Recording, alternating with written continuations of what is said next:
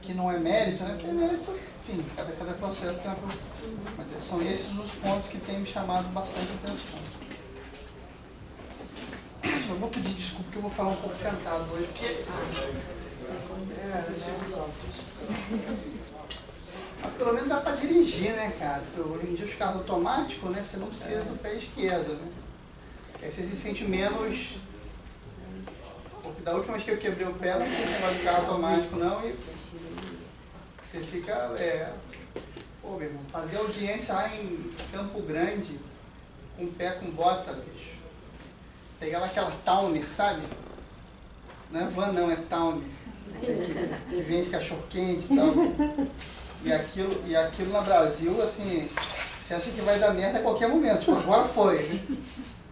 Deus ajude. Tem que ter um santo dos advogados, cara, porque eu vou dizer pra você.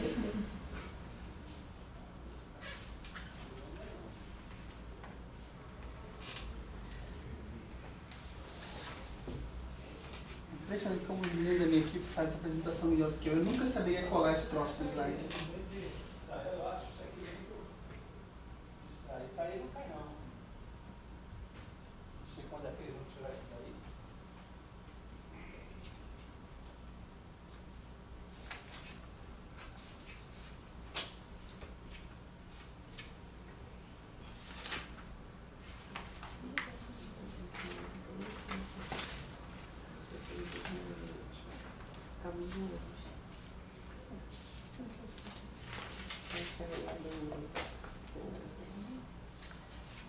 Está ganhando, só que ele tá, no treino dele já tá viciado.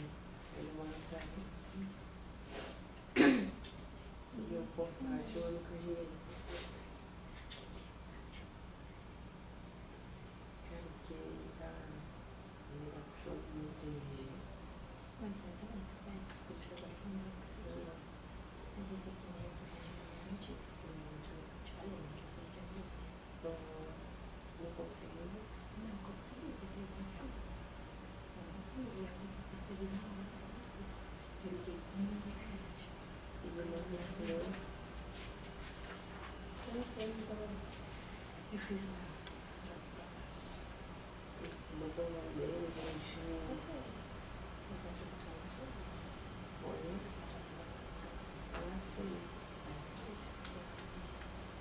Eu sou tão ligada. Ele porque eu sinto. Você está me falando que eu não ligo, se fosse meu eu teria assassinado. Só que eu tenho um e-mailzinho que foi hoje de diferença. Eu fiz para mim, por isso que eu consegui. Então, eu consegui ficar fora e eu tirei a ideia que ela faz com mentira. Isso assim, imediatamente. Isso deixa eu voltar mesmo.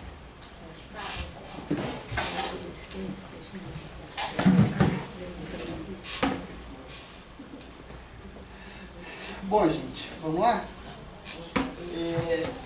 Então, semana passada acho que a gente parou aqui,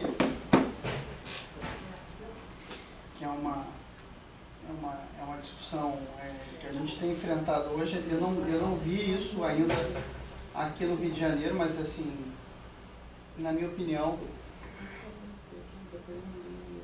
isso é questão de tempo, né? Porque, sobretudo a Procuradoria da Fazenda Nacional, que é um órgão unificado, né? Que abrange todos os estados. Então, se eles já começaram a fazer esse movimento para trocar as garantias no âmbito do estado de São Paulo, eu não tenho dúvida que isso vai chegar aqui.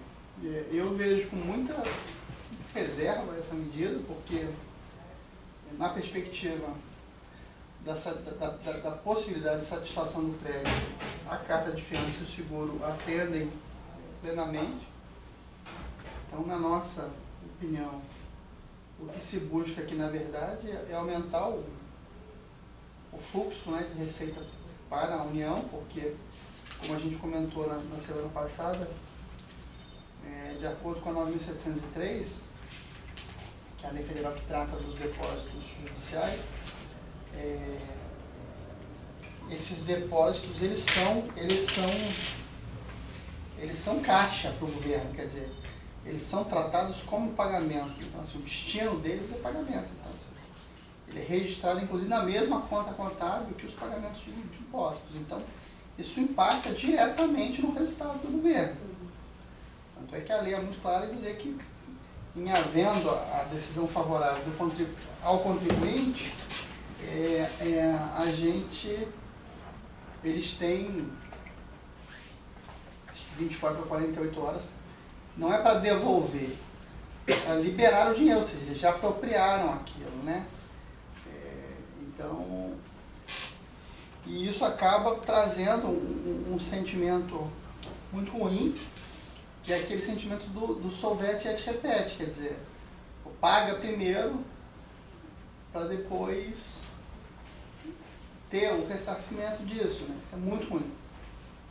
E acaba incentivando aquele aspecto que a gente comentou na aula passada, que é da norma inconstitucional. Isso, para mim, foi muito claro quando o governador Pezão reeditou a Lei Valentim, né? A Lei Noel, desculpa, criando o ICMS na exploração do petróleo, porque, inclusive, ali houve uma surpresa do Estado, porque a expectativa do governo era que, com a lei, as empresas, né, grande parte delas multinacionais, ou seja, bastante conservadoras, elas iam pagar para buscar restituição ou depositar em juízo. Só que, acho que uma das poucas vezes que eu vi isso acontecer, essas empresas estrangeiras de petróleo optaram por encarar a bronca, ou seja, encarar o barulho, não concordar com a exigência e foram discutir em juízo, independente do depósito. Naquela ocasião, a minha impressão é de que o Estado queria isso, quer dizer, eu coloco o bode na sala, todo mundo deposita e eu vou negociar com o Estado o levantamento parcial desse depósito, mas não foi o que aconteceu. Bom, e aí, a gente já falou disso na aula passada, mas como é que fica a questão da garantia, né? E se eu não tiver patrimônio suficiente para garantir a execução? Eu posso embargar? A gente tem posições um pouquinho diferentes nas turmas do STJ, né? A primeira turma, ela garante aqui, deve ser afastada a exigência da garantia do juiz pela oposição de embargos, caso comprovado inequivocamente que o devedor não possui patrimônio para garantir do crédito exequendo. E aqui eu acho que a questão é um pouquinho mais complicada. Porque o que é não ter patrimônio? É não ter patrimônio puro e simples ou não ter patrimônio disponível? São conceitos diferentes, né? Porque o não ter patrimônio é não ter patrimônio, quer dizer, apesar de estar em estado de falência, insolvência, etc. Agora, o não ter patrimônio disponível, ele é tão importante quanto não ter patrimônio, me parece, porque ele implica necessariamente, na perspectiva da companhia, não ter condições de arcar com aquele patrimônio, de dispor daquele patrimônio e continuar exercendo sua atividade econômica, e entra num viés muito subjetivo, né? Porque acho que eu já comentei com vocês aqui na aula passada. Eu já fui despachar e eu falei, doutor, mas 10 milhões, doutor, 10 milhões, a empresa tem 10 milhões, deposita. O cara fala isso sem olhar o meu balanço. O cara fala isso sem conhecer o meu negócio, sem entender qual é a minha margem de lucro ali. Por exemplo, distribuição, qualquer tipo de distribuição, né? Acho que eu conheço, a margem é muito pequena.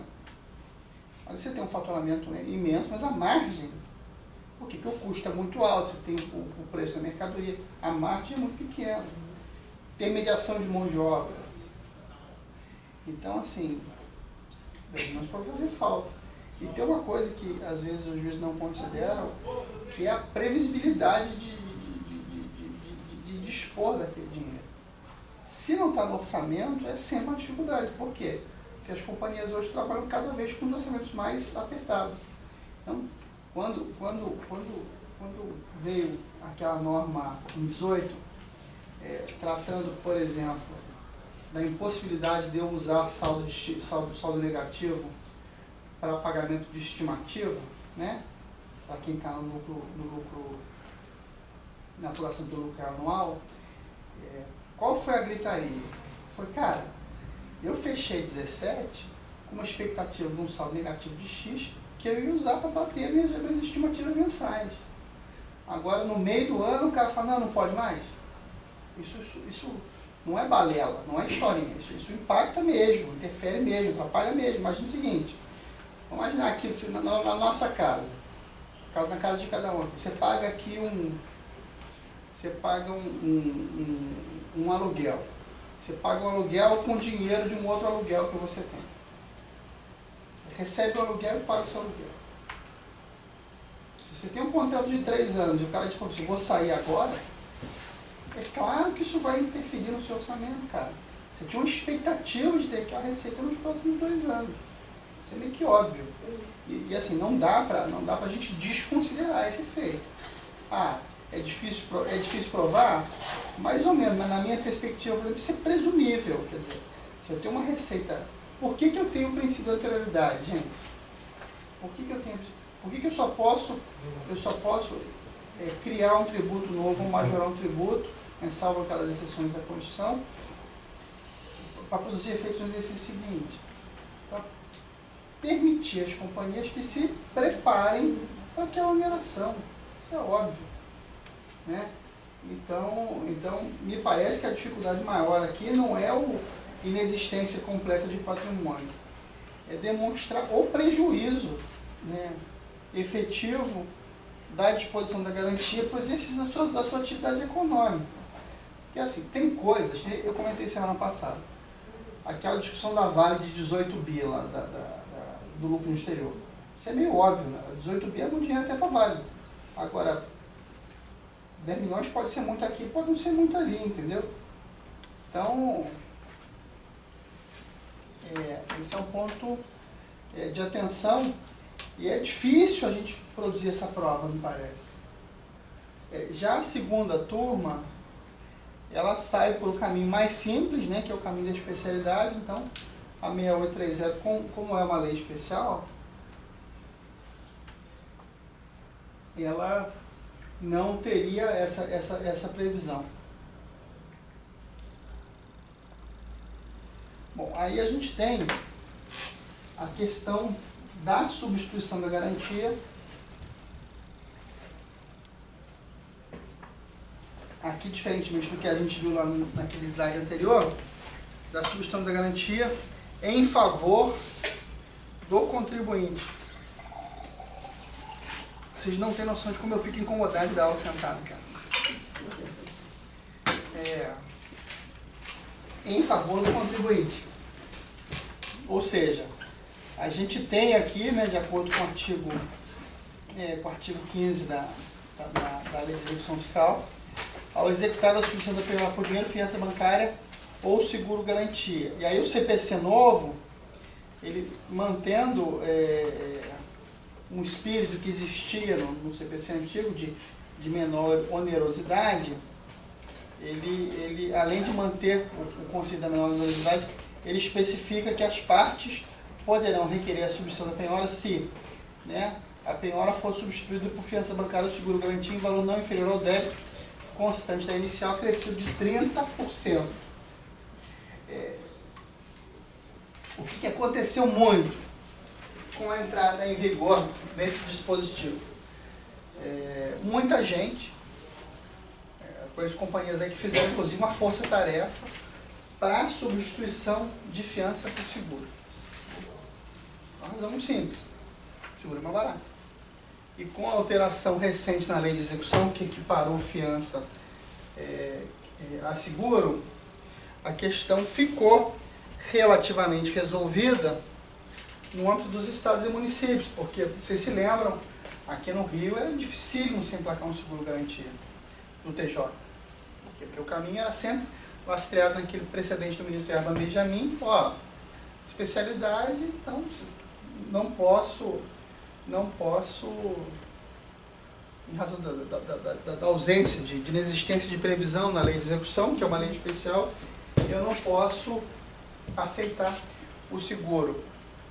Não sei se vocês tiveram conhecimento, mas as seguradoras que atuam nessa área, né, J. Morcelli, Austral, os caras fizeram um trabalho pesado, assim, a associação deles, inclusive dos estados, conseguiram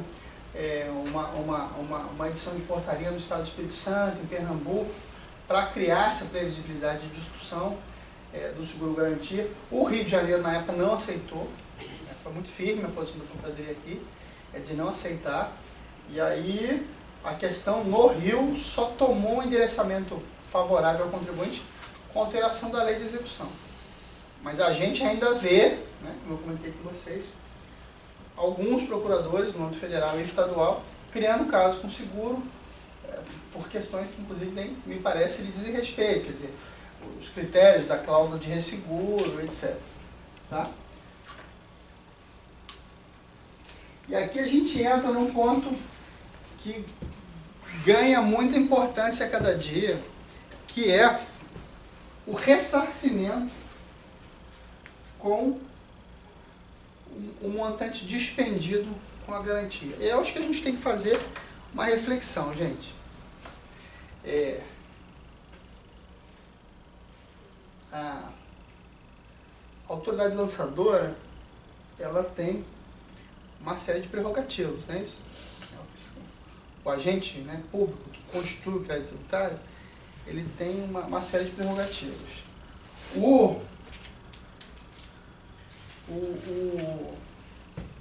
A certidão de dívida ativa inscrita, né, regulamento inscrita, também goza de presunção de liquidez e certeza, presunção relativa que pode ser infirmada, mas ela é a presunção. A gente tem a presunção de legalidade e legitimidade naquele crédito constituído. Isso, obviamente, traz um ônus bastante grande para o contribuinte. Quer dizer, a perspectiva é de que se o valor está inscrito e for depois objeto de uma execução fiscal, aquele valor é devido. Tanto é que a inércia ela não socorre ao contribuinte, quer dizer, a inércia hoje vai levar certamente a um pedido de bloqueio de patrimônio, né, de baixa injúria, etc. Muito bem. Eu tenho também uma outra coisa importante, que é a necessidade de autorrevisão dos atos administrativos praticados, ou seja, e nessa perspectiva eu tenho os conselhos de recursos. Então, mais do que, não só a análise do recurso e recurso pelo contribuinte, os conselhos funcionam como um órgão de revisão do ato administrativo, que é o lançamento tributário que foi efetuado. Você tem uma discussão enorme de limites desse ato de revisão. Tem decisão do CARF, tem inclusive conselho que sustenta isso, que matérias de ordem pública poderiam ser revistas a despeito de não serem objeto de recurso voluntário. Muito bem. Muito bem, que depois de todo esse cenário, o crédito eventualmente executado e desconstituído, ele de um lado traz um prejuízo para o contribuinte que teve que conviver com aquele crédito, é isso? E de outro lado, ele cria também uma perspectiva de direito de ser ressarcido. A gente até tem uma discussão relativamente tranquila aqui no Brasil do dano moral decorrente do ajuizamento da execução fiscal indevida, né? Se vocês fizerem uma pesquisa, vocês vão achar bastante decisões nesse sentido. Partindo da perspectiva de que a pessoa jurídica tem direito a dano moral, isso tem súmula lá do STJ, acho que é 124 ou 127, a inscrição indevida, ela traz prejuízo, sim. O grande problema no Brasil são os valores dessas indenizações. O primeiro artigo que eu escrevi na minha vida foi sobre isso. E eu lembro que eu fiz uma pesquisa de jurisprudência na época, e eu achei um caso interessante de Minas, que o antigo INSS lançou lá em Minas uma lista dos maiores devedores do Estado. E aí ele cometeu um erro bobo lá, essa besteira. Botou 2 zeros a mais do lado direito, assim, na lista. Então tinha um curtume lá que tinha uma dívida de, sei lá, de 5 milhões e saiu na lista como devendo 500. E isso foi para os jornais de maior circulação, etc. Não preciso dizer a vocês o tamanho da bronca, porque é uma empresa pequena, uma limitada ali, que funcionava quase no fundo de quintal. Pô, 500 pau de dívida, cara. Primeira coisa, o fornecedor vê aquilo e fala, cara, eu não vou vender para esse cara que vai quebrar. Então, assim, você perde prazo, você perde capacidade de negociação com seus fornecedores, em contrapartida, os seus clientes ficam, obviamente, com receio de comprar de você. Por quê? Porque se o cara está quebrando, o cara não vai me entregar, ele não vai ter condição de honrar com os compromissos. E aí, essa empresa entrou com uma ação indenizatória no âmbito da Justiça Federal de Minas Gerais. A sentença de primeira instância foi improcedente e no tribunal eles ganharam uma indenização de R$15 mil. É dinheiro de cerveja, né, gente? Assim, o tamanho do problema. Eu até acho que a gente está chegando num momento diferente. Os autos de infração estão tão grandes que eu acho que a gente vai passar a discutir não dano moral, a gente vai passar a discutir dano material. E ele é um dano perfeitamente aferível, porque se eu tenho uma empresa listada em bolsa, se a Receita vai lá e lança um auto de infração contra ela, põe no jornal que lançou o auto, que tem multa qualificada, que tem dolo, que tem fraude, certamente isso tem impacto no preço das ações, né, na capacidade de atração de investimentos.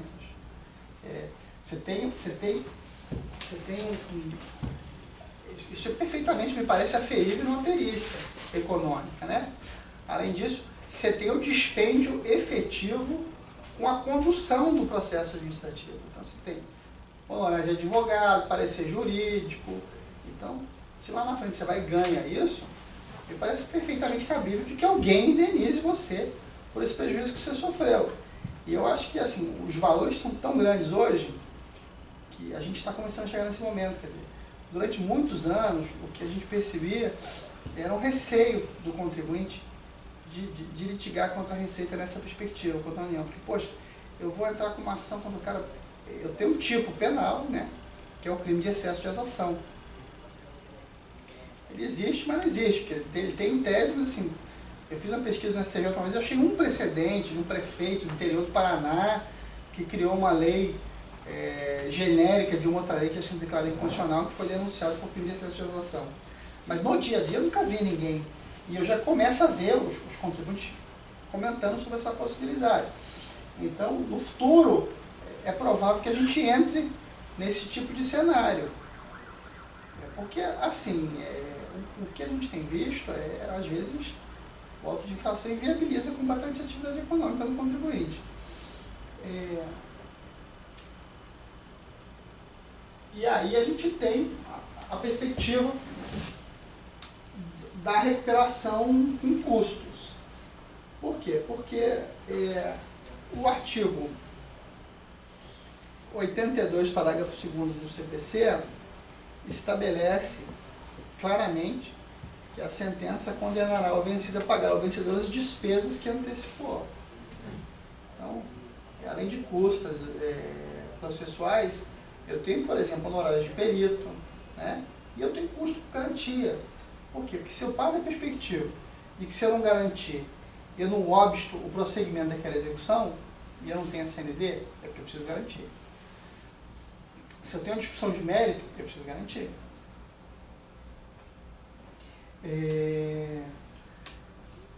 Se eu fico 10 anos pagando 0,5% ao ano de uma despesa, que lá na frente se demonstra que aquele crédito tributário não é devido, o valor que eu despendi não é devido. Me parece bastante razoável ser sustentar essa posição. E a gente teve, no ano passado, uma sentença favorável aqui de Nova Iguaçu, em que o juiz condenou a União a ressarcir o que a empresa gastou durante os 7 anos que o processo tramitou na Justiça, com a manutenção da carta de fiança. Todo mundo ficou muito animado quando viu essa sentença aqui no Rio de Janeiro, mas temos aqui o TRF da segunda região, né? Essa sentença foi reformada, no caso, de relatoria. Depois o slide fica para vocês, para quem quiser pegar, né? Sentença da doutora Marceli de Nova Iguaçu. O slide, bom, essa sentença foi reformada pelo TRF da 4ª Região, numa perspectiva de que a contratação de seguro para execuções fiscais é faculdade do executado, mais ou menos, né? Faculdade é o que eu faço se eu quiser. Você quer almoçar onde hoje? Você tem uma faculdade, não tem? Eu quero comer na Casa Urique, eu quero... Aqui eu tenho uma condição para exercício de um direito, me parece. Se eu não garanto, eu não embargo. Né? Que tem total liberdade para decidir. Vejam isso, gente, que bonito. Se vai pagar para transferir do risco à seguradora. Por ser um contrato privado, uma faculdade, não se mostra admissível a sua inclusão como ônus comercial. Nesse sentido, no que se refere ao pedido de condenação do exequente ao pagamento dos custos advindos da contratação do seguro, deve ser ressaltado que a conduta do fisco não é capaz de gerar dano indenizável, na medida em que age premido pelo poder-dever de constituir e cobrar os tributos previstos em lei.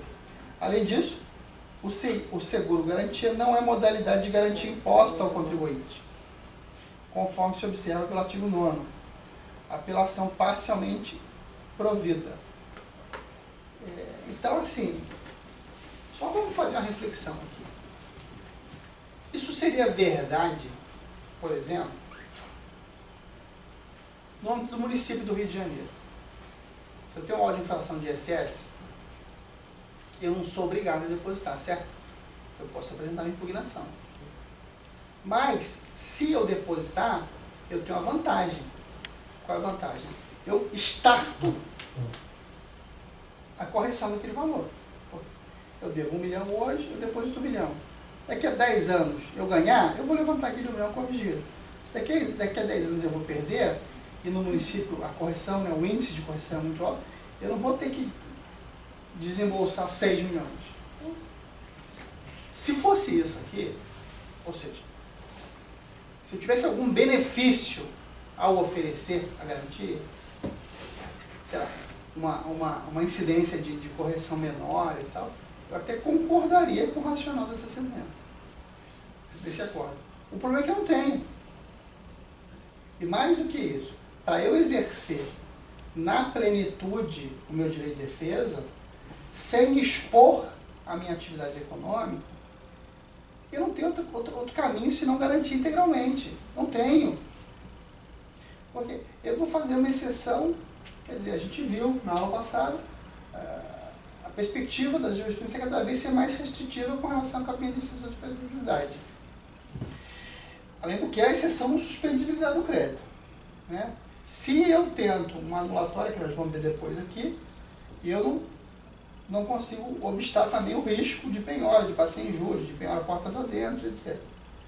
Então, assim, dentro de uma perspectiva racional de uma companhia que pretende continuar exercendo suas atividades, eu preciso garantir. E no cenário de hoje eu preciso garantir de 3 maneiras: dinheiro, seguro ou fiança. E como eu falei com vocês, eu não conheço ninguém que conseguiu garantir com pedras preciosas. Debêntures do BNDES, da Vale, né? No passado eu até já vi uns mágicos, pessoal, acho que o pessoal criou até vergonha, que ninguém, mas tem bastante tempo que não pinta um maluco desses lá no escritório. Mas no passado tinha, né? O pessoal que tem aqui o produto para você, tem mais. Então, nesse cenário, eu acho, sim, que a gente teria que rever isso aqui. Na verdade, é porque assim, gente, eu tenho que ter um equilíbrio entre direitos e obrigações. Né? Se a execução ela tem uma série de presunções em favor da fazenda pública, né? E essas presunções elas têm origem lá atrás, no direito de custeio que cada cidadão tem com relação, né, à manutenção do status quo da sociedade, que é isso, tributo é isso, né? A gente não, primeiro, a gente já não tem, eu sempre falo isso, por que a gente tem que tomar muito cuidado com a aplicação desmedida de conceitos do direito privado no direito público. Muita coisa realmente conversa, mas nem tudo. Por quê? Porque no direito privado, salvo aí as relações de consumo e etc., eu tenho uma paridade de armas.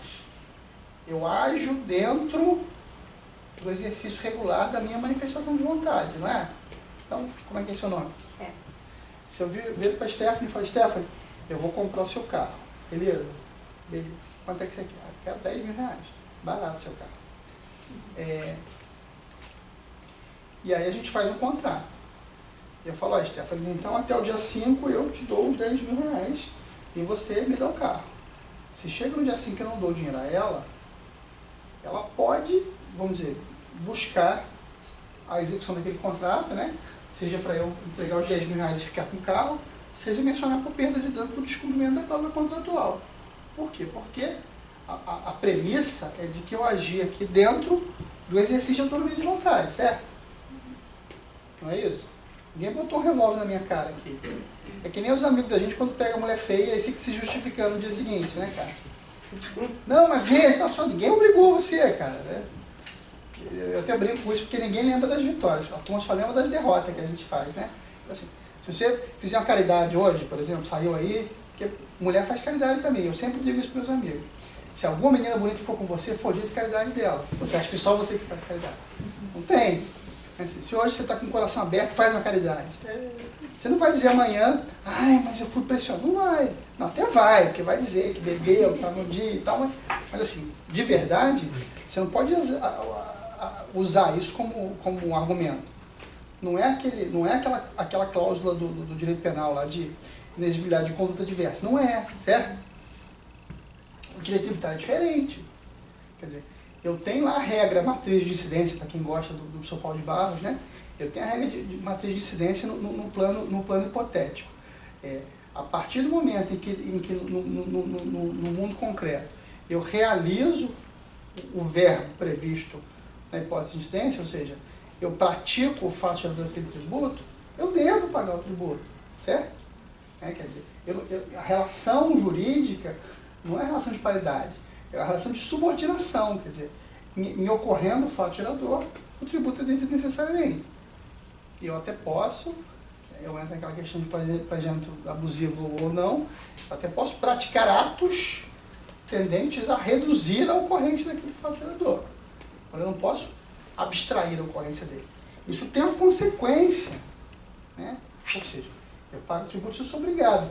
Se lá na frente o tributo é declarado indevido, por que eu não vou ter o ressarcimento das custas? Então essa é uma briga que eu acho que a gente tem que insistir. Eu não analisei isso, se acordo é recente, se tem recurso especial nesse caso, mas assim, espero que tenha, espero que a matéria suba e seja analisada nos tribunais superiores. A gente tem aqui uma acordada da desembargadora Mônica Sardas, do TJ, que construindo mais ou menos esse raciocínio que nós colocamos aqui, chega à mesma conclusão. Então, a garantia do juízo por meio de carta de fiança cria para o contribuinte um ônus de remunerar a instituição financeira ou a seguradora por fornecê-lo, proporcionalmente ao valor garantido e ao tempo de tramitação do processo. No caso em tela, uma vez cancelada a CDA, por exceção indevida, há fundamentos que justificam em tese o direito de reparação pelo ônus sujeito. Não é isso, Steph? Você não acha razoável? Você não acha razoável? Eu tenho que ressarcir os custos da garantia? Eu acho, com certeza.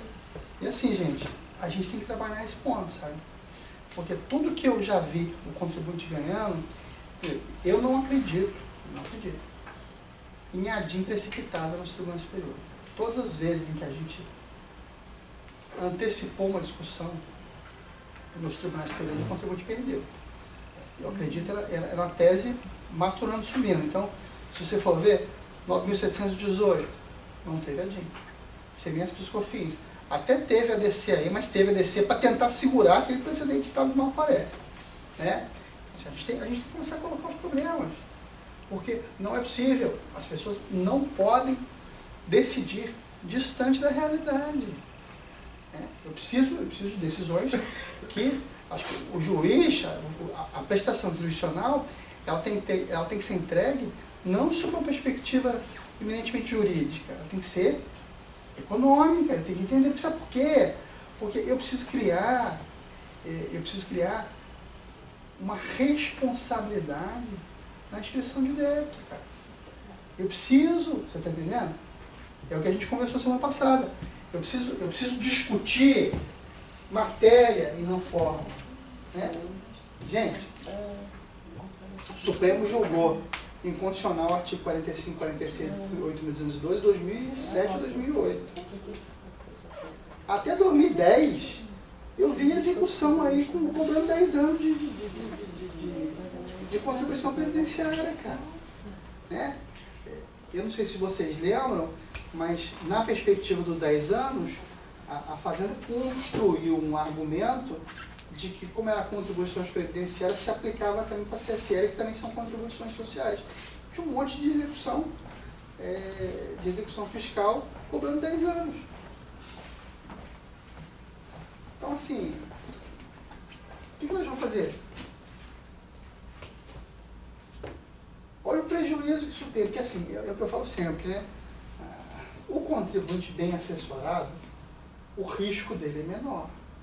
Bate lá a execução, você vai olhar, não, mas isso aqui, ó, essa parte aqui está decaída, eu vou fazer uma exceção, vou despachar logo. Agora, às vezes o cara não tem. Né? Eu, uma vez, bateu no escritório um cara com 12 execuções. 12. As 12 tinham decadência de mais da metade, porque aplicava o 45 e 46 de 8.212. Então, assim, aí você vai lá, consegue extinção, mas sucumbência não. A questão aqui é simples, né? Aí você vê, aí eu quebro o pé despachando, e é verdade, aí nego vai dizer que o meu era mandado de segurança, porque dá vontade de tirar uma foto, botar lá o receituário, dizer que eu torci o pé no exercício da profissão, né, cara? Então, assim, a gente tem que começar a discutir essas coisas. Por quê? Porque, assim, eu não sei se você sabe, mas o seguro-garantia virou um negócio espetacular. Eu trabalho com muita seguradora, tem seguradora que criou um departamento só para isso, porque, assim, a carta de fiança ficou impagável, né? Então, tá todo mundo, vai cair agora. Tá todo mundo trabalhando com seguro-garantia. A gente tem esse acórdão aqui do TRF da terceira região, né, em tal âmbito, também se insere por decorrência o gasto com a comissão paga à instituição financeira perante a qual firmada a fiança bancária, cuja consumação veio evidenciada consoante. Gasto aquele também realizado em função de demanda para o seu preciso fim, garantindo a instância, justo e jurídico, seja o polo recorrido destinatário do reembolso. Porque olha só, vamos lá, vamos refletir aqui. Se eu contrato um parecer jurídico, o cara tem que me ressarcir? O que vocês acham? Não. Eu até acho que o parecer pode resolver a sua vida. O parecer pode convencer o juiz, cara. Você descobre quem é o cara que deu aula para ele no mestrado, o ídolo dele número 1, você contrata o parecer, o cara vai lá e dá sentença favorável, transcrevendo o parecer. Alguém tem dúvida que o parecer foi importante? Não. Agora, ele foi essencial. Né? Sem o parecer, você não teria plenas condições de exercer esse direito de contraditório de ampla defesa? Não. Aí você contratou porque você quis. Aqui é diferente. Tenta a sorte aqui, numa andulatória. Pede uma liminar para suspender a exigibilidade aqui no Rio de Janeiro, para você não ficar de pé. Meu irmão, nem chamando a suática. Tem que ser um negócio. Mas você é realista, não tô? Tem que ser. Tutela antecipada em anulatória com suspendendo a exigibilidade sem garantia, meu irmão, é para subir no alambrado, fazer coração com a câmera, porque assim, a gente normalmente avisa os clientes, não é isso? Olha só, cara, eu quero tentar a sorte, beleza, agora, chance aqui é pequena de conseguir, chance aqui é pequena. Então, assim, eu tenho a expectativa de que a gente consiga trabalhar esse ponto, acho que é um ponto muito importante. O ano retrasado, a gente fez um evento na OAB, gestão tributária em tempos de crise. Aí foi bacana que a gente trouxe só os o pessoal de empresa, para falar do desafio, da crise na perspectiva deles. E um dos grandes desafios era esse, custo de garantia.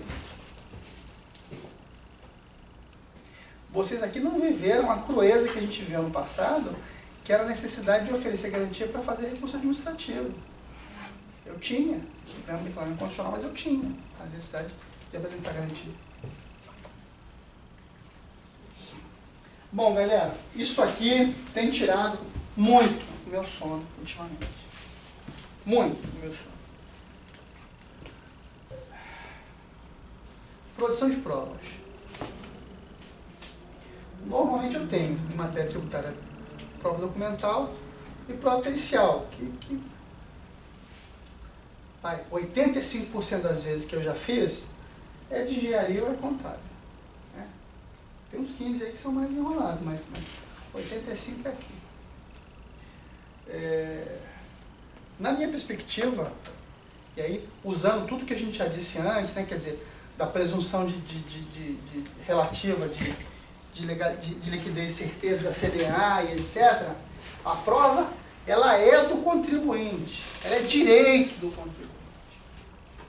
Então, o contribuinte que pede a prova, que aponta a prova, que justifica a prova, o cerceamento daquela prova, ele é violação clara de princípio de ampla defesa de contraditório, na minha perspectiva.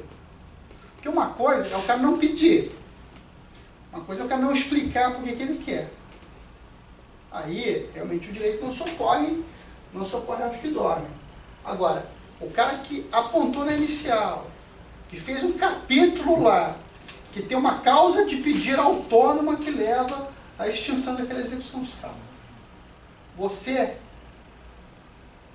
tolheu o direito de prova dele para julgar antecipadamente a lei de maneira desfavorável. Isso, na minha perspectiva, é um cerceamento do caso de direito de defesa. Claro. Tá? Por quê? Porque o artigo 5º da Constituição garante aos litigantes em processo judicial o contraditório e ampla defesa com os meios e recursos a ela inerentes.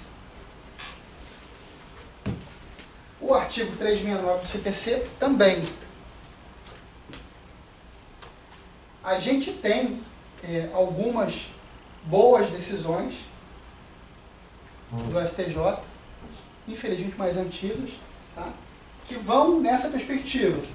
Há cerceamento de defesa se o juiz indefere a produção de prova requerida pela ré e julga improcedente a pretensão, justamente porque a parte não comprovou suas alegações. Caracteriza o cerceamento de defesa quando a parte pugna pela produção de prova,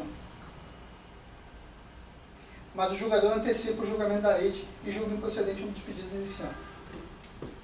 Por que as decisões são antigas, gente?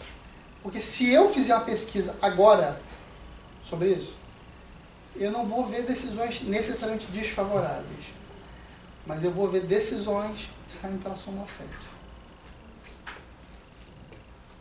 E aí, para mim, são questões diferentes. Uma coisa é eu tentar revolver matéria probatória em recurso especial. Outra coisa é eu suscitar que o indeferimento da prova violou a defesa contraditória. Porque aqui, para mim, é matéria de direito, é aquela crachá. Eu pedi, eu expliquei, o nego não deu, jogou desfavorável. É isso. Você pode até fazer a prova e dizer que a prova não é suficiente para convencer o julgamento procedente. Agora, eu não posso tolher o direito de prova. E, infelizmente, isso tem acontecido muito. Um acórdão aqui do TRF da terceira região, né? Apelante se insurge contra a sentença que julgou antecipadamente a lide. Logo após a impugnação, não está de documentos, ainda após a resposta do despacho, e sem qualquer manifestação, em caso vê-se que a cerâmica está instalada exatamente em questão que envolve análise técnica de estruturação contábil da empresa apelante, sendo razoável a sua pretensão de venda melhor esclarecida por meio da realização de perícia. Então, esse acordo é favorável. Sobre essa matéria, vocês vão achar mais precedentes favoráveis, não da terceira e da quarta. Até tem. Tem essa decisão aqui do Luiz Antônio, favorável. Segundo, configura o cerceamento de defesa, o juiz indefere da prova. Você tem decisão do Reis Fried, né? A fim de evitar possível alegação, deve ser oportunidade da produção de prova necessária. Agora, a gente até mudou lá no escritório, tá? Porque normalmente como é que se fazia? Eu faço embargo de execução, naquela última linha lá, antes do valor da causa, eu, né, pugno pela produção de todas as provas em direito, especialmente a prova pericial, certo? Você faz os embargos, manda a fazenda impugnar. Normalmente, o que o juiz faz? Ele saneia o processo, ó, especifica em provas e a maioria justificadamente. Justificadamente. Então, e aí, isso é muito importante. Porque se o juiz manda especificar a prova justificadamente, você tem que caprichar no latim ali para dizer o porquê que você quer levar a prova. Se você não capricha, se você não fala, ele foi indeferido, o ônus é seu de assumir esse problema. Agora, o que a gente viveu na história no caso concreto? Eu tinha 3 causas de pedir autônomas que levavam ao cancelamento da execução, tá? 2 de direito, uma que o planejamento era lícito, a outra é que o ganho de capital foi apurado corretamente, e o terceiro, era matéria de prova, que houve um erro de base, que o fiscal, na verdade, arbitrou o lançamento. Arbitramento é modalidade de exceção de constituição do crédito tributário. Quando é que eu faço o arbitramento? Ou quando a contabilidade do cara é imprestável, ou quando ele não me entrega os documentos necessários, certo? O que aconteceu nesse caso que a gente conduz? Foram 60 autos de infração de ganho de capital na venda da mesma companhia, e a fiscalização usou 5 critérios de cálculo do ganho de capital. Então, no nosso caso, a gente tinha uma causa de pedir um capítulo autônomo sustentando a nulidade dessa ideia por conta desse argumento. Que é um argumento que resolve, tá? O juiz pode até entender de que tinha que lançar, mas se o cara errou a base, o auto é nulo. A gente pediu um laudo de uma Big Four, analisando todos os cenários. Ó, o auto é o mesmo? É. A operação que gerou esse ganho de capital é a mesma? É. Aqui o fiscal usou que critério? Critério XYZ. E aqui? E aqui? E aqui? E aqui? Se no meu caso ele tivesse lançado esse, o valor ia ser menor. Tivesse lançado esse, apresentamos embargos. A fazenda impugnou. A fazenda impugnou sem sequer tratar desse argumento. Se limitou a usar os argumentos do acordo vencedor no cara. O juiz chamou o processo para sentença. Achei estranho, fui lá. Queria despachar. Saiu aqui um andamento aqui de sentença. Não, doutor, isso aqui é normal. Eu falei, olha só, ele vai ter que especificar a prova.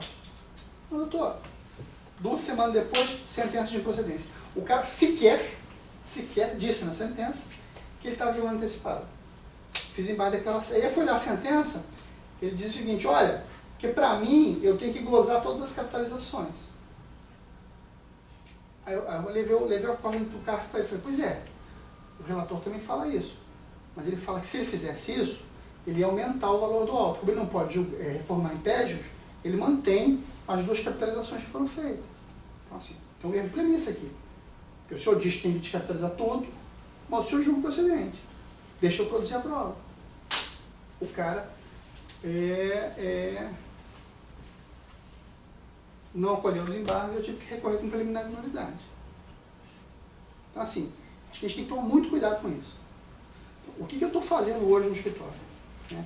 Além de pedir no final a produção prova pericial, eu estou no capítulo que eu trato da prova, deixando claro que a prova é necessária, o que a prova vai buscar. Porque assim, veja, eu trouxe um laudo de uma Big Four. Ele não é obrigado a colher meu laudo, porque para colher meu laudo, ele tem que permitir a outra parte o exercício do contraditório ali.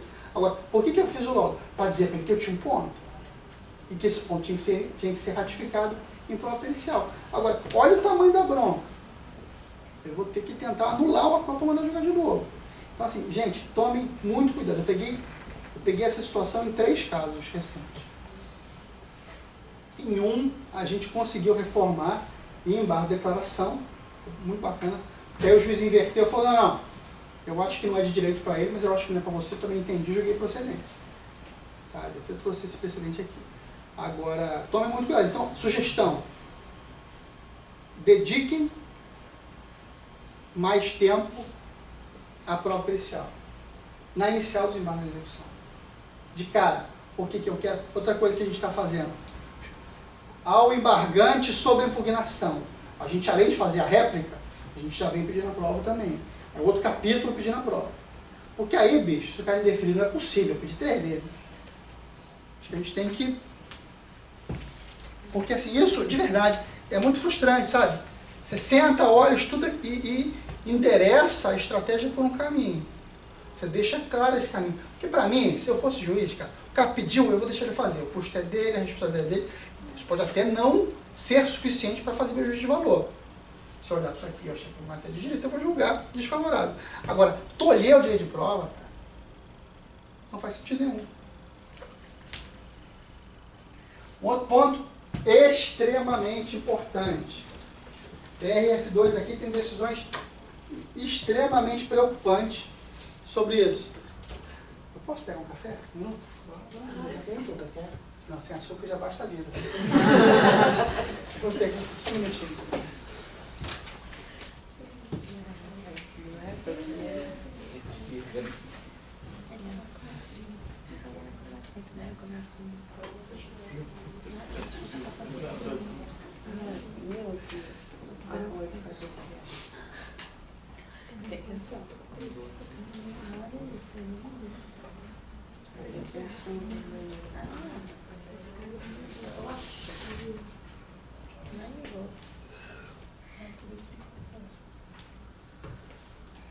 Bom, eu acho que a gente tem que tomar muito cuidado com esse ponto aqui, tá? A gente tem 2 correntes, basicamente. A primeira é vedado por lei a possibilidade de discussão de compensação em base de execução, conforme o artigo 16, parágrafo 3º da lei. Não será admitida recompensação nem compensação. Segunda corrente, essa vedação legal não foi recepcionada pela Constituição de 88, pois fere o princípio da proporcionalidade, razoabilidade, isonomia, moralidade e economia processual. Qual é o problema aqui, gente? E aí a gente tem que fazer aquela reflexão que a gente fez na aula passada. De qual ano é a lei de execução? 80. Em 80 eu podia compensar tributo? Não. Por quê? Porque muito embora o 170 do CTN prever expressamente a compensação como modalidade de extinção de crédito tributário, o CTN não é auto-aplicável. Então, o CTN prescindiu sempre de uma lei ordinária que regulamentasse essa compensação. E a primeira lei que tratou dessa matéria foi a 8383 de 90. Ou seja, tem uma razão de ser aqui, várias razões de ser. Um outro ponto, a 8383, ela não entregou ao contribuinte a autonomia que ele tem hoje com as alterações de 9.430 para compensar. Então lá atrás, eu só podia compensar tributos de mesma espécie.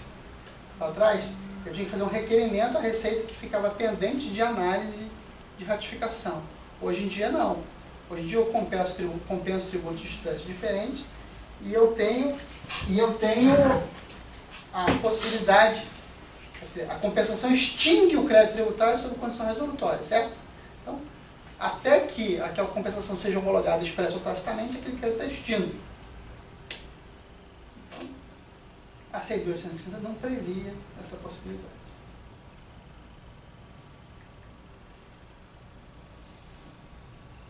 Então, pela leitura fria e seca do artigo 16, o que significa?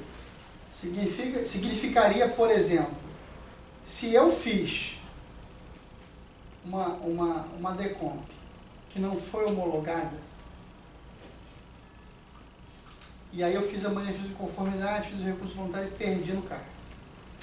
O processo de crédito, vocês sabem, gera um processo de débito, né? Então,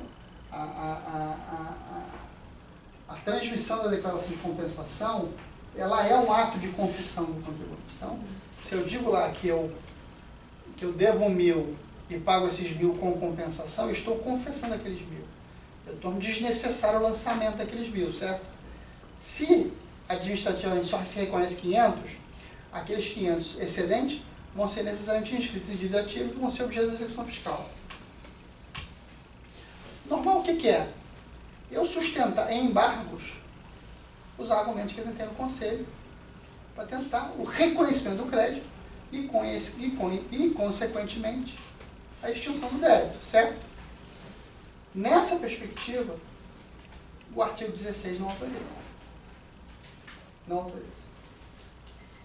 Por quê? Porque ele tem uma literalidade de que não será admitida a reconvenção e compensação.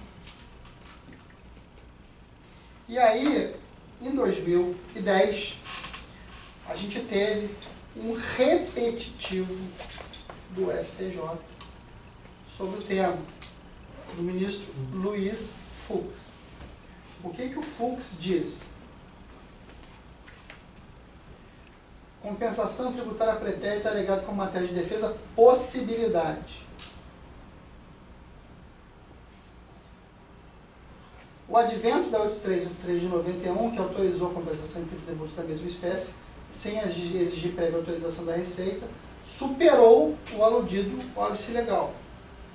Momento a partir do qual passou a ser admissível, no âmbito de embargo de execução, a alegação de extinção parcial integral do crédito tributário em razão de compensação já efetuada,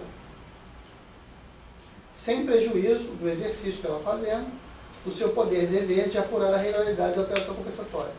A alegação de extinção da execução fiscal ou da necessidade de dedução de valores pela compensação total ou parcial impõe que esta já tenha sido efetuada à época do ajuizamento da execução, atingindo a liquidez e certeza do título executivo, o que se desume da interpretação conjunta dos artigos 170 e 16 da lei, sendo certo que, ainda que se trate de execução fundada em título judicial, os embargos do devedor podem versar sobre o causa extintiva da obrigação. Consequentemente, a compensação efetuada pelo contribuinte antes do ajuizamento da execução fiscal pode figurar como fundamento de defesa dos embargos de execução a fim de elidir a presunção de liquidez e certeza da CDE. Muito bem. Pela leitura desse acórdão aqui do Fux, a situação melhorou. Ou seja, eu mitiguei o artigo 16. Certo? Que aqui, inclusive, esse recurso foi provido, ou seja, o pleito do contribuinte aqui foi atendido. O contribuinte sustentou a compensação antes da inscrição em dívida ativa. Tá? Só que não tem sido isso que a gente tem visto no dia a dia. Então, esse caso aqui, por exemplo, aqui é pior, tá? Porque aí os caras interpretam a norma. O que é esse caso aqui? Eu tenho essa CDF, que decorreu de um processo administrativo. Esse processo foi constituído na decorrência desses outros dois. O que aconteceu? O fiscal veio e glosou despesas do contribuinte. Então, para quem está no lucro real, a glosa de despesas necessariamente aumenta o lucro líquido tributário, certo? E se a empresa está dando prejuízo, a glosa dessa despesa reduz o prejuízo fiscal, certo? Então, se eu tenho uma glosa de 10 que me leva a um prejuízo de... Se eu tenho uma glosa de 1 milhão que me leva a um prejuízo de 50 milhões, se eu gloso aquela despesa, eu não tenho mais um prejuízo de 50, eu tenho um prejuízo de 49, ou seja, eu reduzi meu prejuízo. O que isso significa? Que de acordo com a norma, eu posso compensar até 30% do prejuízo do exercício seguinte, certo?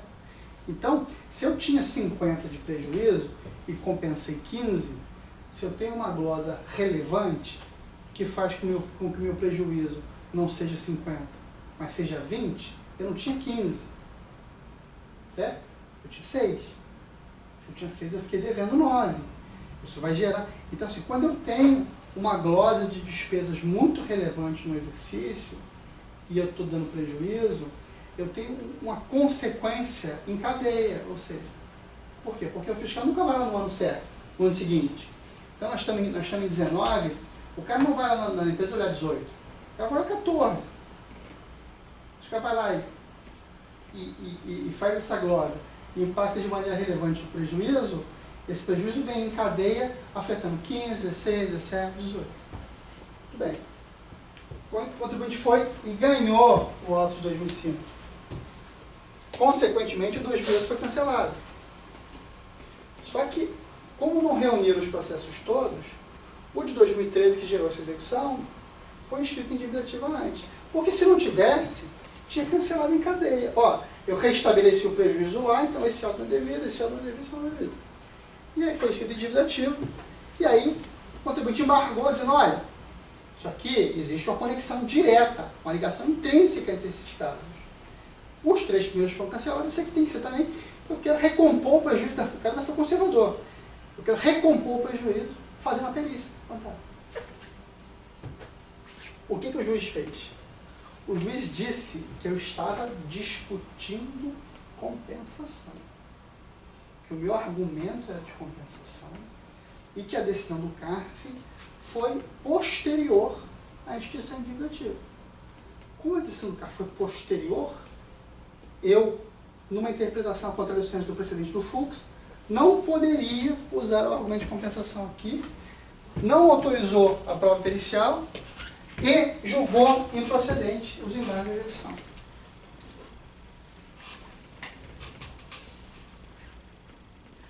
Não apenas inexiste qualquer... Aí,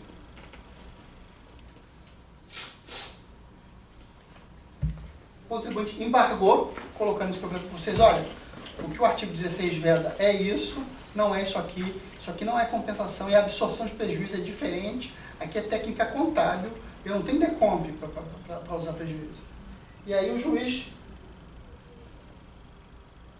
reconheceu que não era matéria de compensação e reconheceu que não existe qualquer óbice ao acolhimento da pretensão principal, uma vez que o próprio ofício reconheceu administrativamente substancial improcedência da glória. Qual o problema desse tipo de sentença? É porque assim, se você não reverte isso no tribunal, é ferro. Você não vai conseguir levar isso para o STJ, cara. É matéria de prova, entendeu? Então assim, a gente tem que tomar muito cuidado com isso. Aqui no TRF da segunda, tem uns acórdãos perigosos. Eu, inclusive, sei de contribuinte aqui do Rio, que se o valor do débito é relevante, os caras estão assumindo risco, estão avisando anulatória com garantia para não ter esse argumento, o que não faz sentido nenhum, porque a interpretação vamos dizer, inflexível disso aqui, se diz o seguinte, olha, eu não posso sustentar isso em embargos, mas anulatória eu posso. Gente, de novo, processo não é fim, processo é meio. É meio.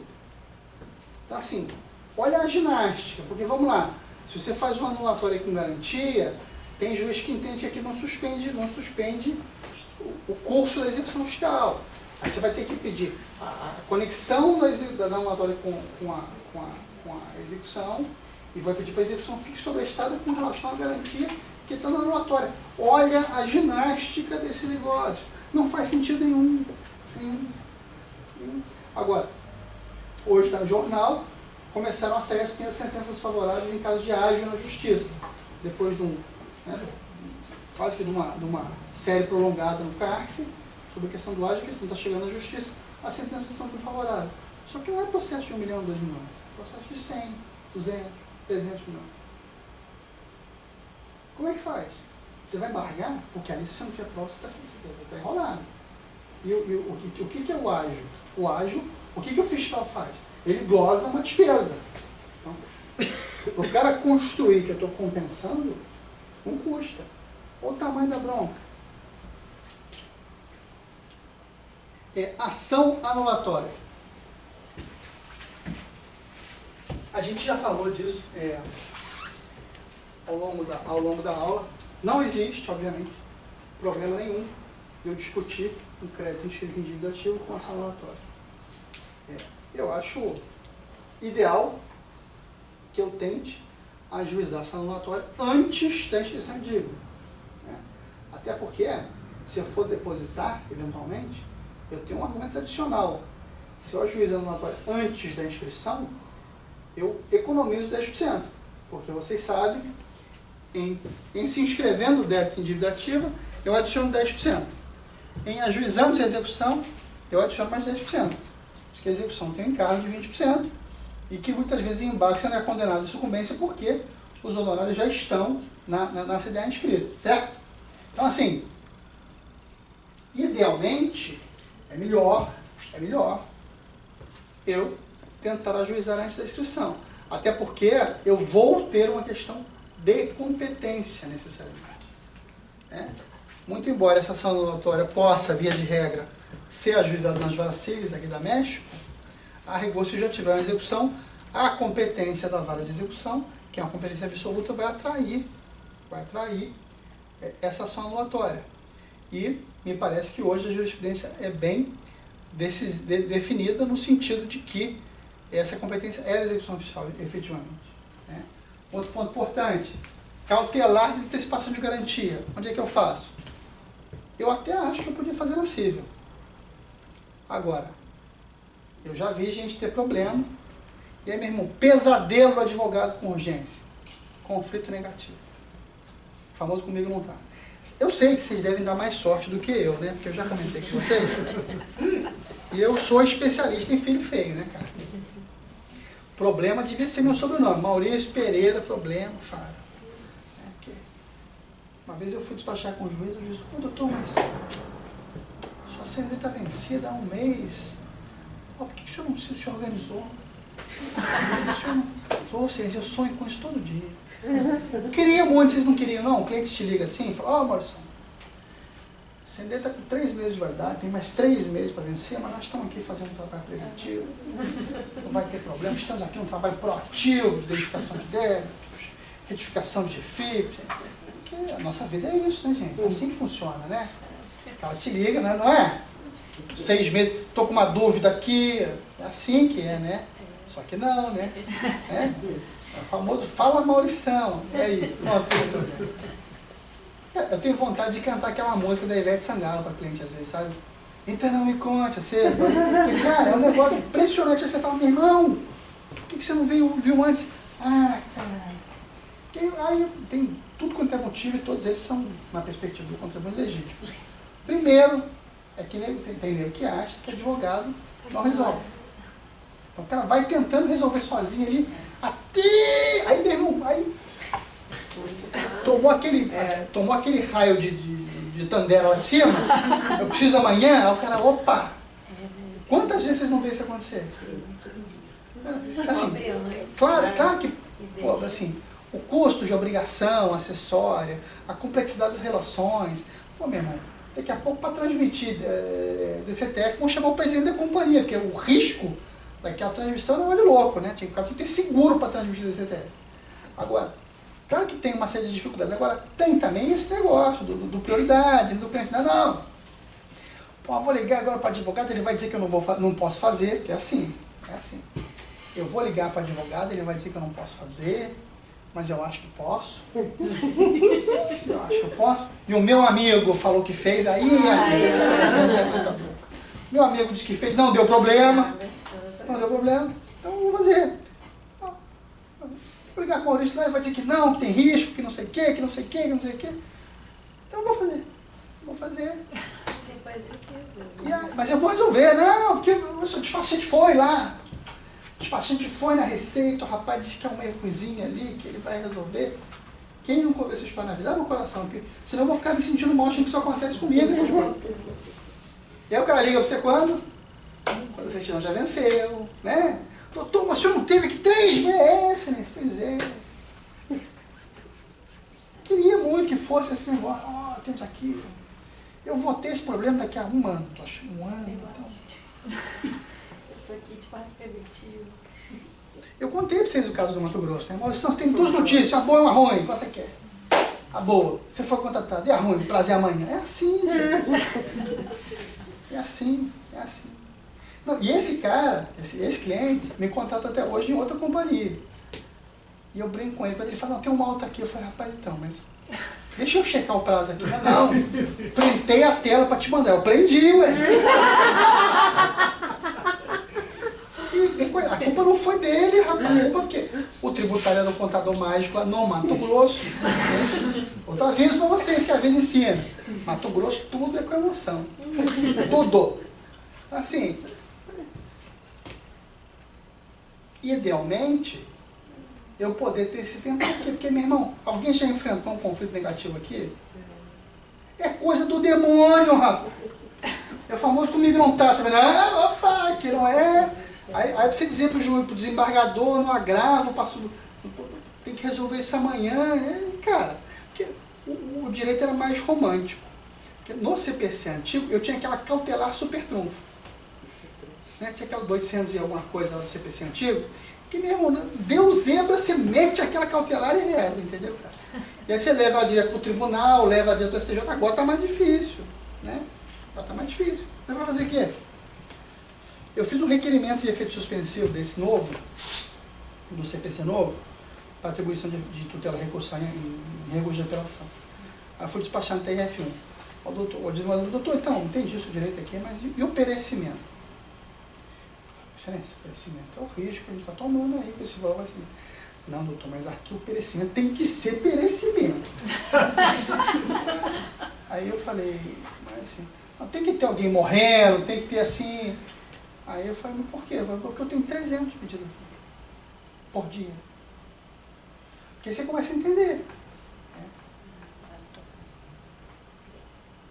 Você começa a entender. Na perspectiva do cara.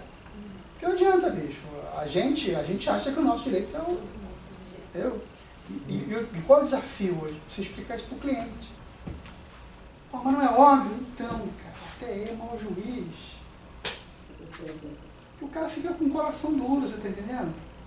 Porque é muito incrível. Então, assim, se eu não tiver um processo bem instruidinho ali com as coisas... Então, eu tô com um caso agora em Vitória, que a gente está trabalhando a última semana nele.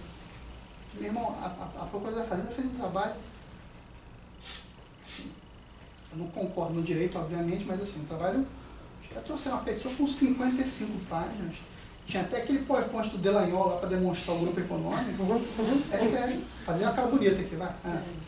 Tô tirando foto, tá tudo. Tinha até um PowerPoint lá do Delanhol, sustentando a existência do grupo econômico, o relacionamento de todo mundo. E qual o problema? O problema é que o juiz recebeu aquilo lá, não mandou a gente falar, e reconheceu o grupo e determinou a penhora de geral, você está entendendo? E aí,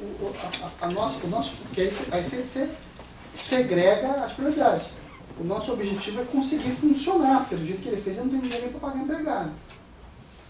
E aí nós fomos lá conversar com o juiz e ele falou assim, me traz um business plan do que você precisa. A gente está vivendo esse momento hoje. Só que é difícil, porque eu preciso de uma prova econômica, de um laudo de fluxo de caixa, quanto é que custa a minha operação mensal, né? Porque assim, a satisfação do crédito tributário não pode significar, eu não posso matar a galinha dos ovos de ouro para ter os ovos, porque senão eu não tenho mais. Quer dizer, eu tenho que equacionar, e esse é o grande desafio hoje, o custeio fiscal com a manutenção da atividade econômica. Como é que eu faço isso? Então, eu não tenho dúvida nenhuma de que cabe anulatória. Eu posso, na anulatória, pedir uma antecipação dos efeitos da tutela, que normalmente significa suspensão da exigibilidade, né? Digo normalmente porque o juiz pode tudo. Né? Vou contar para vocês um caso que a gente teve.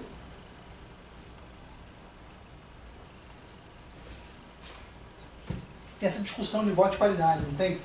No CARF, conselho, então falta 4, empatou o presidente do desempate, o presidente ia sempre fazendo.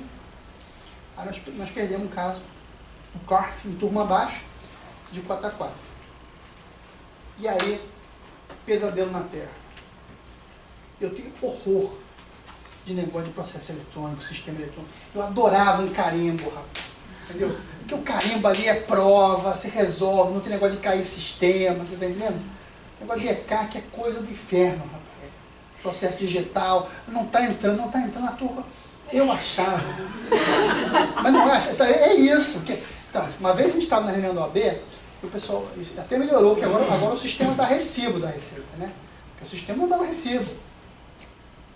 Uma vez a gente está na reunião da OAB lá, aí o pessoal, não, porque absurdo isso, protocolo, não sei o que. Eu não entendi muito não, porque não sou eu que faço na história. Eu não sei nem a senha do token. Não, eu tenho medo, porque eu vou prender, eu prometi pra mim que eu vou prender esse ano, porque se dá uma zero não tem ninguém lá, eu não sei fazer, você não tá entendendo? Que tem o negócio da senha, que clica, não sei o que e tal, não sei. Tem um menino ótimo lá, que é o rei do sistema e tal. Eu não falo o nome dele pra ninguém contratar, porque senão... E os caras reclamaram disso, e um dia eu tô numa dessas broncas aí que nego passa, sei lá, 5 casos em cima da hora, nós fizemos uma força-tarefa na história para terminar, né? As defesas, juntar os documentos. Aí o prazo, sei lá, era amanhã, e nós ficamos até 2 horas da manhã na história, ou seja, já era o dia do prazo, mas ainda tinha. E aí, meu irmão, daqui a pouco o moleque vai, eu fui lá tentar entender, olhar com ele no sistema e tal. Ele transmite a primeira defesa. Ele foi. Eu falei, tem certeza? Ele falou, foi. Eu falei, cadê o recibo? Ele falou, não tem recibo.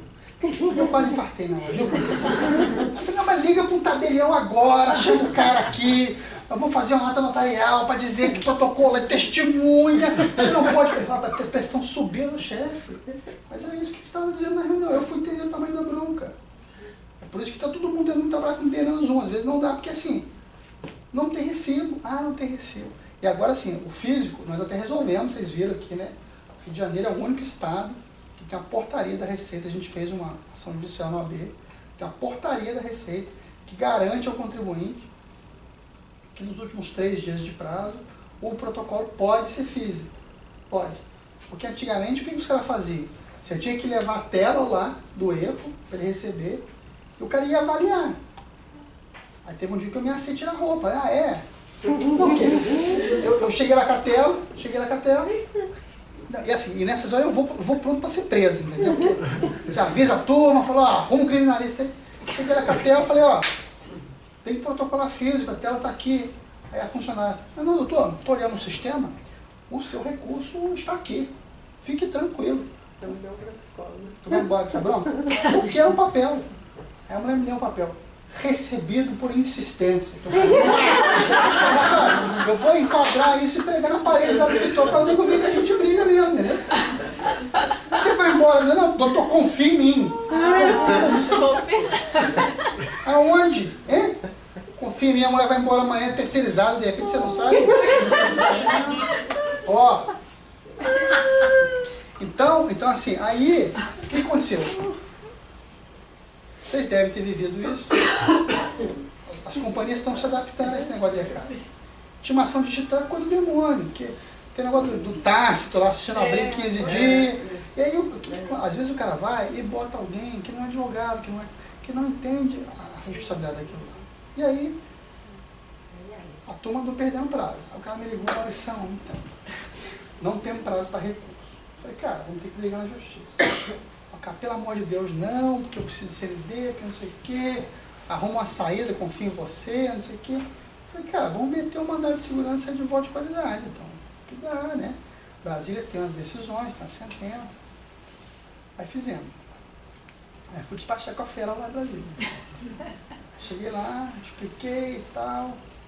Aí ela, doutor, mas eu tenho entendimento desfavorável. Eu falei, não, eu vi, excelência, mas a senhora não olhou por isso. Mas mudou de ideia. Preferiu eliminar. Só que eu pedi para eliminar, suspender as habilidades, que era meu único problema. E no mérito ela cancelar o crédito, aquela discussão padrão. O que a juíza fez? Disse que o voto de qualidade era inconstitucional. Cancelou o julgamento. Mandou distribuir para outra turma do conselho. E que para no julgamento o presidente só votasse se empatasse, ou seja, nunca. Porque são 8, se ele não vota, não vai empatar nunca, concorda? Você pode perder de vários, mas assim, é matemática. Quando eu vi isso, eu falei, meu Deus. Aí o conselho foi intimado a decisão. Aí os caras, cumprido, mandaram para outra turma. E aí caiu na mão do conselho da fazenda e o cara pautou. Aí o meu MacGyver lá, e aí, chefe, você vai sustentar? Eu falei, não, eu não, é você. Pô, a idade tem que servir para alguma coisa, né? Vou chegar, os caras estavam chateados com a história. Foi um fuso, presidente, que eu queria registrar que isso é um absurdo, eu vou cumprir porque é decisão judicial, mas não pode me impedir de votar. Eu mandei lá o mágico lá, aí ele, ganhamos, achei que eu fosse apanhar, mas ganhamos. Foi eu lá, é ruim. Então assim, às vezes acontece. Às vezes acontece. Vocês viram uma decisão que o Fux suspendeu de voto de qualidade? Então, é a mesma juíza. Porque aí como ela fez no meu, ela fez nos outros. Só que no outro caso que ela fez, porque o meu caso aí, sei lá, é um dinheiro, mas não é um negócio fabuloso. O outro caso que ela fez, os caras tinham perdido na Câmara Superior. E era um caso de um bi. E aí na decisão, e assim, vocês sabem, o conselho é especialidade, certo? Primeira sessão julga imposto de renda CSL, segunda julga pessoas físicas, fonte, e a terceira, piscofins e aduaneiro, né? E assim, você mandar distribuir para outra turma na turma baixa é mole, tem um monte de turma ali. Mas na superior tem uma de cada. Então a decisão dela é o seguinte, matéria de imposto de renda, mas quem julga é piscofins. E aí isso deu um sanhaço na procuradoria, os caras fizeram um pedido de suspensão de segurança no TRF, o presidente deu, e o pessoal foi brigando, foi subindo até que parou no fogo. Então assim, às vezes, você pede uns negócios e leva outro também. Aí tô eu um dia num evento lá com a Procuradoria da Fazenda, os caras, isso é um absurdo. Eu falei, só que não foi o que eu pedi, você tá entendendo? Eu, inclusive, tenho dúvida se um pedido desse para de pé. Não, e aí a mesma juíza tem um processo de conselhinho da CVM, né? Ela também construiu o mesmo argumento e cancelou o crédito, entendeu? Então, assim, eu não tenho dúvida que pode.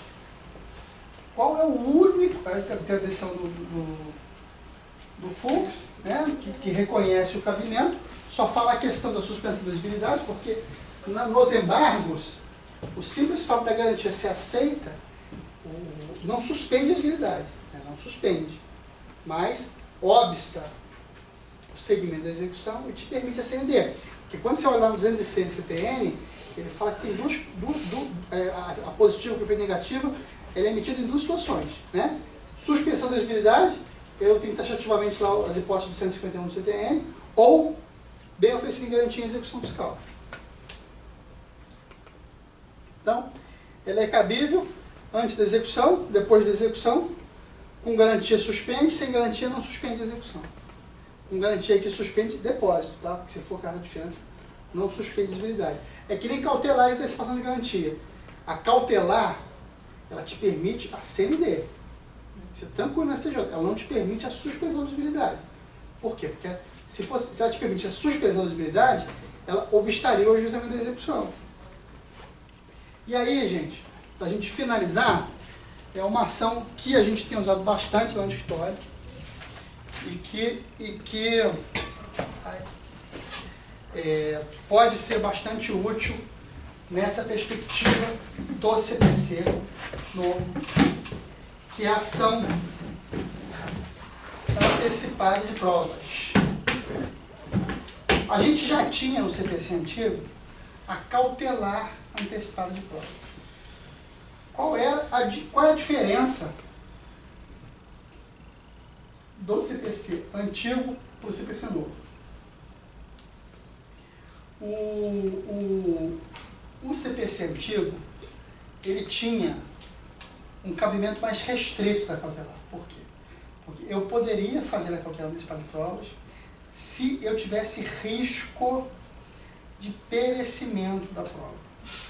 Então, veja, aquela prova pericial se justificaria se aguardar o momento propício no processo principal pudesse levar pela consumação daquela prova e impossibilidade da produção da prova. Isso no direito tributário é difícil. Por quê? Porque normalmente prova pericial, etc. Então, se eu posso fazer na fase de prova dos embargos de execução, para que eu vou fazer agora?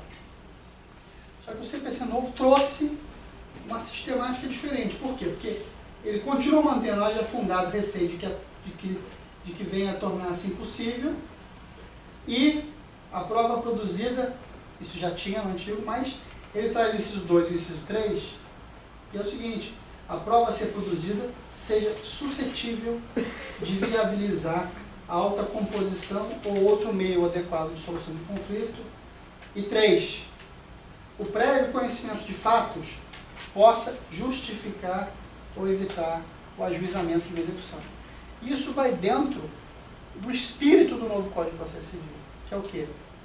Como a gente já colocou, buscar alternativas de solução de conflito. Então, assim, se essa discussão de prova hoje pode permitir com que eu resolva essa lide em outra esfera e, consequentemente, evitar o ajuizamento da execução fiscal, essa produção de prova ela é reconhecida.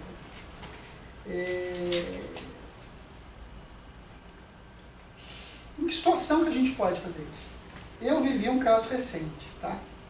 No TIT de São Paulo, no processo administrativo de São Paulo, você tem produção de prova, como eu tenho na Receita. E a gente estava discutindo uma questão que era se determinado benefício instituído por convênio se aplicaria ou não aos produtos comercializados pelo contribuinte. Então, existe um convênio que tem uma norma isentiva sobre a comercialização de determinados produtos. O contribuinte sustenta que os seus produtos estão dentro daquela norma isentiva e a fiscalização sustenta que não, que a interpretação do convênio é taxativa e como a nomenclatura não é a mesma, ele está descoberto e, consequentemente, o ICMS é devido.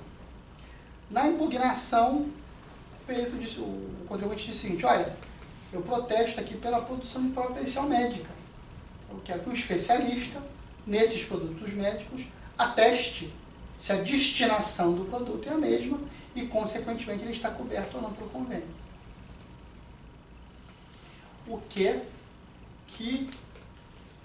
a fiscalização de São Paulo disse? Eu não tenho profissionais habilitados para a realização de perícia médica. Então, consequentemente, eu indefiro a sua prova. Para mim, isso é um caso claro de exceção de defesa. Claro, porque se a tese é construída na identidade de produtos e, consequentemente, na extensão da isenção, eu não posso tolher ao contribuinte aquela prova. Então, essa situação, por exemplo, autorizaria o cabimento de uma cautelar. Por quê? Porque se eu faço a ação de antecipada de provas e demonstro, através de um laudo pericial, formado a partir da ampla defesa do contraditório de ambas as partes, eu permito ao julgador administrativo ter um documento hábil produzido por um expert que traz uma conclusão que pode levar ao cancelamento desse auto e, consequentemente, a permitir viabilizar a autocomposição e evitar o gênero de uma ação de execução. Tá? Um outro caso. Vocês devem estar vivendo isso. Dificilmente hoje você consegue produzir prova pericial no âmbito da Receita Federal. Você pode fazer o quesito, você pode indicar o assistente, você pode cumprir todos os requisitos do 7235. O cara vai dizer que a prova não é necessária, o cara vai dizer que... Se você não cumpre, ele vai dizer que você não cumpriu. Se você cumpre, ele vai dizer que não é necessário. Só que no conselho, você consegue normalmente contornar isso. Como? Diligência. O conselho ele é bastante propenso à realização de diligência. Então, se você conduz o seu caso de maneira correta, demonstrando ali a necessidade da prova, os erros, etc., o conselho delibera por uma resolução para o processo de baixar a diligência. Isso, em tese, pode suprir a necessidade de uma prova pericial. Agora, você pode usar isso aqui também. Você pode usar isso aqui. A discussão de insumo de PIS/COFINS. Tem dúvida que eu posso periciar na prova? Claro que eu posso. Esse produto é essencial ou não à minha atividade econômica? Que foi o que a ministra Regina Helena definiu naquele repetitivo do STJ. Eu posso fazer antes. Qual é a vantagem de eu fazer isso antes? Uma produção pericial, uma sentença que homologa um laudo pericial favorável pode permitir ao contribuinte, por exemplo, se defender em exceção de produtividade. Se eu tenho um laudo aqui dizendo, eu vou precisar fazer perícia de novo, a gente conseguiu fazer isso.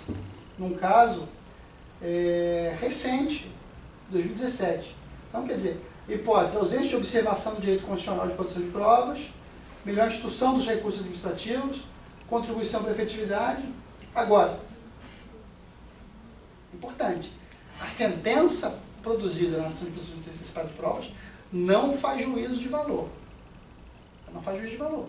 Ela não diz que você está certo. Ela homologa o laudo pericial.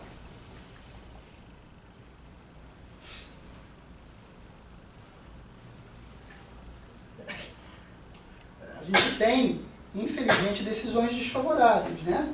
Aqui, ó, tratando de prova pericial contábil e econômica, não se vislumbra a probabilidade de perecimento do direito à produção da prova ou sutilidade podendo ser realizada a qualquer tempo. Mais ou menos, porque uma coisa que a gente tem que ter em mente aqui, se eu espero a execução, eu tenho que garantir. Em contrapartida, se eu faço a prova antes e instruo uma exceção de perícia ou uma ação anulatória com essa prova, eu já realizei a prova. Eu permito ao juiz em tese ter um maior convencimento da matéria. Decisão aqui do Rio de Janeiro. Discussão com o INEA. Essa é a discussão. Então, discussão se determinada companhia tem que arcar com auto de infração de poluição ambiental ou não. Pediu prova pericial. Ah, não consigo fazer aqui. Pô, não consigo fazer aqui. Fiz uma cautelar. A sentença do juiz, né? O reconhecimento do direito autônomo à prova, a serviço da desejada autocomposição dos conflitos, antes ou logo após os judicializados, ou não do juizamento de ações temerárias, notamente quando a realidade fática que os envolve é complexa. Exatamente isso. Assim. Porque a premissa do auto de infração é ter poluído, certo? Eu preciso de prova. Preciso de uma prova pericial. Esse produto é poluente ou não? Como é que eu comprovo isso? Prova. E aí aqui é interessante. O que o juiz fez? O juiz não só deferiu a prova pericial, como suspendeu o curso do processo administrativo até que a prova fosse realizada. Também não faz sentido não suspender, porque aí julga lá. Sem a prova, você vai anular para julgar depois? Então, isso é um ponto importante. Ó, esse caso aqui. O que aconteceu aqui? O contribuinte tinha 5 execuções fiscais. 5. 180 milhões. Não tinha condições de garantir 180 milhões. Fez a execução de pré-executividade, mas exceção, vocês sabem, né, gente? Difícil ser. Porque o ponto dele aqui qual é? O auto foi lançado por arbitramento e ele não se defendeu na esfera administrativa. O tempo todo, ó, posso até dever, mas não é isso. Como ele não tinha condição de garantir, ele fez uma cautelar de provas na esfera civil. Quesitou, a fazenda quesitou, o laudo veio, a sentença homologou. E aí chegou-se à conclusão de que não era 180, era 30. Uma redução substancial. Peticionou na exceção, a exceção mandou falar ao procurador, o procurador mandou para a DIDAL, que é a divisão de discussão administrativa, a DIDAL mandou para a Receita refez a base e corrigiu de ofício todas as execuções. Todas. Ou seja, as coisas funcionam. Porque isso, gente, não é favor, isso é benefício para a fazenda. Por quê? Porque como ele retificou de ofício, não teve sucumbência. Olha o tamanho da sucumbência aqui em 150 milhões.